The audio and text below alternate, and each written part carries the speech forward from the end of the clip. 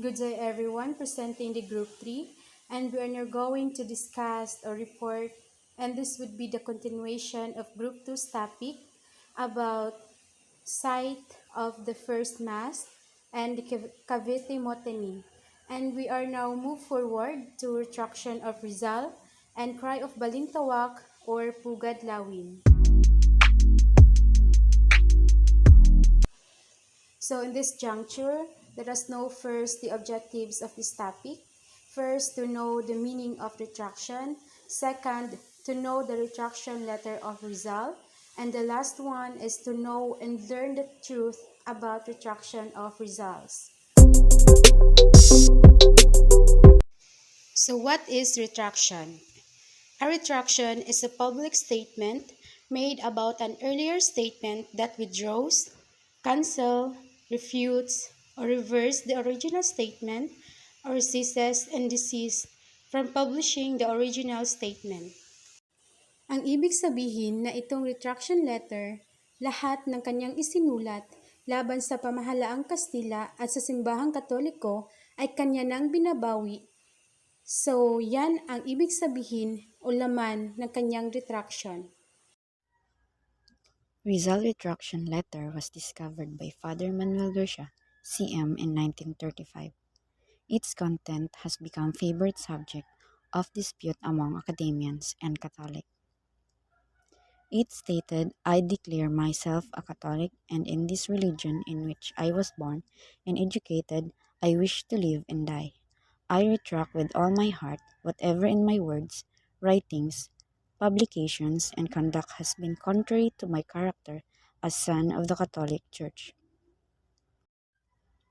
Moreover, the document of the retraction of Rizal, too, is being hotly debated as to its authenticity. And Father Manuel A. Garcia found the document on May 13, 1935 at the Catholic Church Hierarchies Archive in Manila.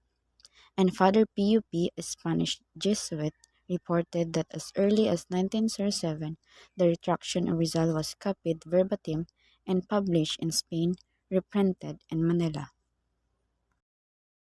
Good evening, everyone. This is the continuation of reporting, and my topic assigned is proofs in documents. History books tells most people that the first draft of the retraction was sent by Archbishop Bernardino Nozaleda to the Rizal's cell port Santiago that night before his execution in Bagumbayan. But Rizal was said to have rejected the draft because it is lengthy.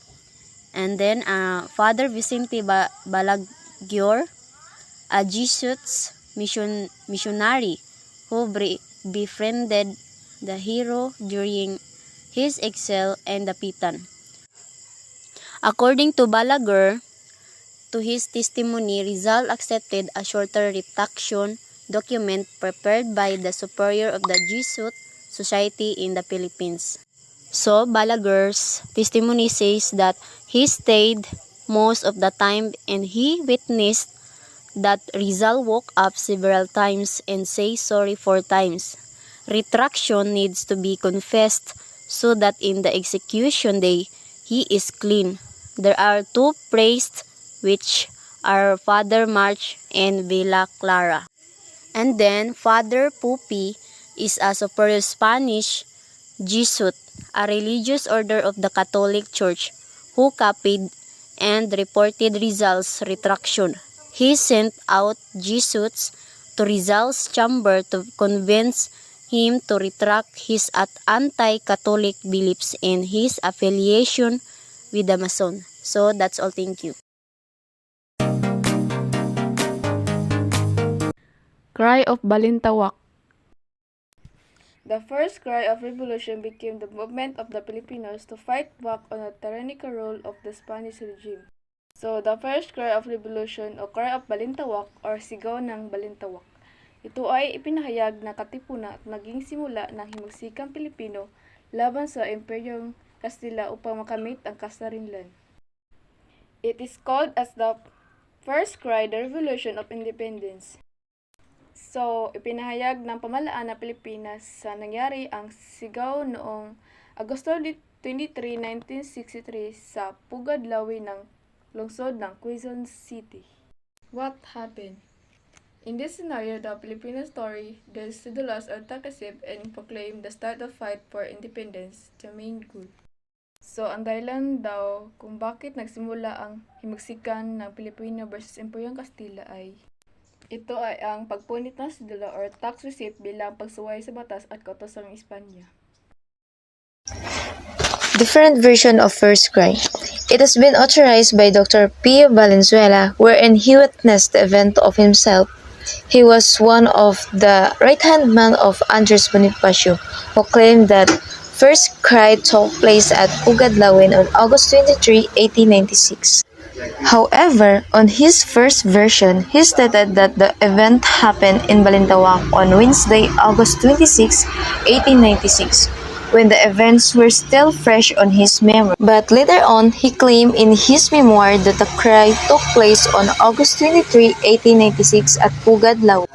So we can infer that there inconsistency in the days and places about the cry of revolution in Dr. Pio's account. He said that it is physically happened in the house of a person named Juan Ramos, the son of Melchor Aquino or Tandang Sura. In the first place of refuge was in Balintawak. In August 19, 1896, the first five who arrived there were Andres Bonifacio, Emilio Jacinto, Procopio Bonifacio, Teodoro Plata, Agueda del Rosario, and by August 20, 1896 naman, Dr. Payo Valenzuela also arrived. And on August 22, 1896 naman, some of the 500 members of the Katipunan met in the house and yard of Apolonio Samson at Kangkong. Aside from the persons that I have mentioned earlier, among those who were Bricio Pantas, Alejandro Santiago, Ramon Bernardo, Apolonio Samson, and others. So in this meeting, there is no resolution was debated or adopted.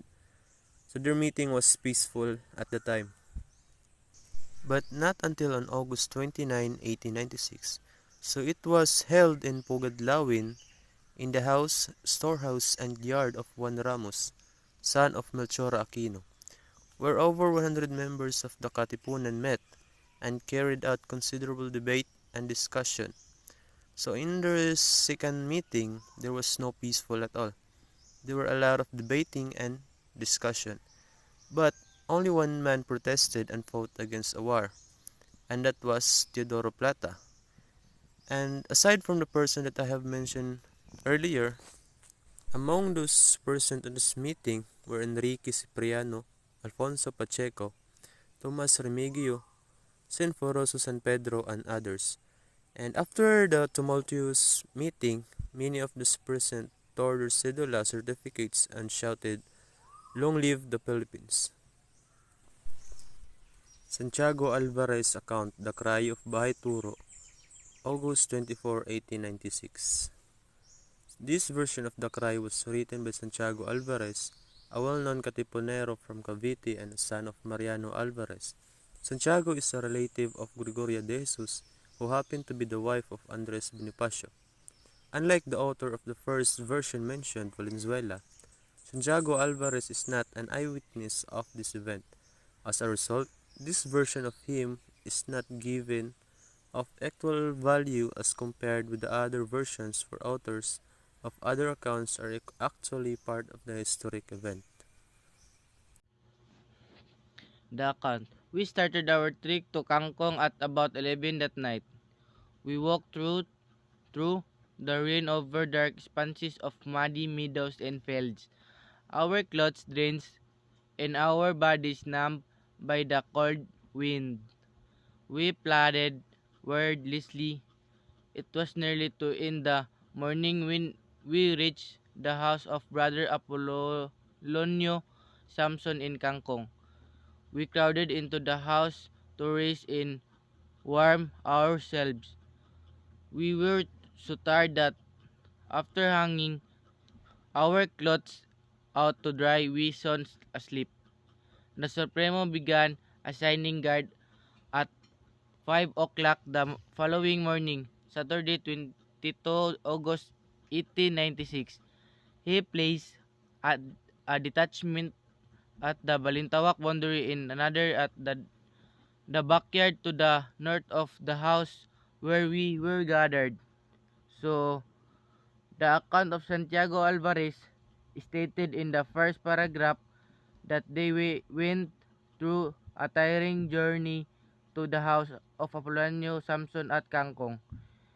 In the second paragraph, it is stated on August 22, 1896, the Supremo assigned guard and placed a detachment at the Balintawak boundary where they are gathered. Thank you. Akong topic is continuation ni siya sa The Account by Santiago Alvarez. So, dili na nako basahon ang nasa PPT kay taas ra kayo siya nya malangay sad. So, ako na lang idiretso ingon or i-discuss kung unsa ang mga nadidto. So, almost 300 ka mga miyembro sa katimpunan ang kauban ni Supremo Andres Bonifacio. Tanan sila na ay dala nga mga armas para ready na sila kung matultulan sila sa kalaban. August 23, alas 10 sa buntag, nibalhin ang mga katipinero sa bahay Toro kay nahadlok sila nga masakpan ang nagdala sa sulat gikan kang Emilio Jacinto kay para mahibal-an ang plano nila. Ang mga katipunan ni uswag or nila ning dako nga niabot sa 500 ka mga miyembro sa katipunan. Then kato sila nagtapok sila tanan dito sa balay ni Melchora Aquino. August 24 sa Lunes, ang grupo mitubo gikan sa 500 ngadto sa 1,000 ka mga tao. Alas 10 sa buntag dito gyapon sa balay ni Tandang Sora gipatawag sa ilang supremo si Dr. Pio Valenzuela, Emilio Jacinto, Patalion Torres, Francisco Carrion, Vicente Fernandez ug Teodora Plata. Nagsabot ang tanan nga sa Agosto 29, 1896 sa Sabado, sulungon nila ang katipunan sa tungang gabii. Nagpasya sila tungod kay mao na kini ang takdang panahon nga sulungon sa kaaway si Jungga. Ang matag usa sa ilaha kay naay kanang iisang mithiin ug kini siya is ang ipaglaban ang nararapat para sa Pilipinas. Guillermo Masangkay's account, The Cry of Balintawak in August 26, 1896. In 1932, Guillermo Masangkay, a friend and fellow Katipunero of Andres Bonifacio and one of the original members of the Katipunan, designated to build the KKK in Cavite. His accounts contribute to our understanding of the Balintawak and the death of Andres Bonifacio. Recounted his experiences as a member of the revolutionary movement or as a revolutionary general. In an interview with the Sunday Tribune magazine, Masangkay said that the first cry happened in Balintawak on August 26, 1896, in the first decade of American rule. So, as Masangkay said, the first cry happened in Balintawak on August 26, 1896 is noong na-colonize yung bansa natin ng mahigit 100 taon ng taga-American. It was his account that the used by the government and civic officials to fix date and place of the first cry, which was capped with the erection of the monument to the heroes of 1896 in that place. However, in an interview published in the newspapers Bagong Buhay on August 26, 1957, Masangkay changed his narrative stating that the revolution began on August 23, 1896. Similar to the assertion of Dr. Payo Valenzuela, but Masangkay's date was later changed again when his granddaughter, Soledad Bueller Borromeo, cited sources, including the Masangkay papers, that the original date was August 26. Guillermo Masangkay's account, The Cry of Balintawak on August 26, 1896, which means the Cry of Balintawak defined as the turning point when the Filipino finally refused Spanish colonial dominion over the Philippines Islands. With tears in their eyes, their people as one man pulled out their cedulas and tore them into the pieces. The first cry is a historical event where the Filipino tore their cedulas, which for Andres Bonifacio is the sign of the slavery of the Filipinos to the Spaniards. On the other hand, Guillermo Masangkay refuted Valenzuela's version. According to Masangkay, the cry took place in Balintawak on August 26, 1896. He also pointed out that Plantas Pacheco and Samson were not present. The cry occurred. Guillermo Masangkay's account in 1932, Guillermo Masangkay, a friend and fellow Katipuno of Andres Bonifacio, recounted his experience as a member of revolutionary movement. In the interview with the Sunday Tribune magazine, Masangkay said that the first cry happened in Balintawak on August 26, 1896. However, on Agoncillo's notes of the interview, Masangkay stated that the cry happened on August 24. The inconsistencies in his account also makes him an unreliable source. Moreover, he based his claims regarding the cry on his friend Pio Valenzuela. He proved his point by saying that Valenzuela is a direct eye witness of the event and his claims should be valid. However, given the inconsistencies on Valenzuela's account, Masangkay's statement. So Andres Bonifacio, sensing that he would lose in the discussion, then left the session hall and talked to the people who were waiting outside for the result of the meeting of the leaders. So nag-ingon siya dito sa katong mga leader, sa mga tao dito ang nasa meeting na you remember the fate of our countrymen who were shot in Bagumbayan. Should we return now to the towns? And the Spaniards will only shoot us. So the organization has been discovered and we all mark men. If we don't start the uprising, the Spaniards will get us anyway. So revolt means pagkaalsa. So yan ang sigaw ng mga tao. So Bonifacio, nag-ask siya sa mga tao dito and then give a pledge, naghatag siya or nagbuhi siya o salita sa mga tao, nag-promise siya na that they were to revolt. So maghiusa sila sa pag-aalsa. So he told that the sign of slavery of the Filipinos were the sedulous tax charged each citizen. So kung tinuod nga ready na sila sa pag-aalsa o revolt, ingon ni Bonifacio Dria is gusto niya makita nga sa katong tagsa-tagsa mga tao or each citizen na puniton ang sidula. So kato is a sign of sila is declared na as severance from the Spaniards. With tears in their eyes, the people as one man pulled out their cedulas and tore them to pieces. It was the beginning of the formal declaration of the separation from Spanish rule. When the people's pledge was obtained by Bonifacio, he returned to the session hall and informed the leaders of what took place outside. So the people want to revolt and they destroyed their cedulas. So motong giingon ni Bonifacio. And then, so now we have to start the uprising. Otherwise, the people by hundreds will be shot. There was no alternative. The board of directors, in spite of the protests of Plata, Pantas, Valenzuela, voted for the revolution. And when this was decided, the people outside shouted, "Long live the Philippine Republic!" Gregoria de Jesus, The First Cry on August 25, 1896. So this version was written by no other than the Lakambini of the Katipunan, and at the same time, she is the wife of the Supremo Andres Bonifacio, so no other than Gregoria de Jesus. She has been a participant of this event and became the keeper of the secret document of the Katipunan. So si Gregoria de Jesus, she have been appointed as a keeper of the secret documents of the Katipunan.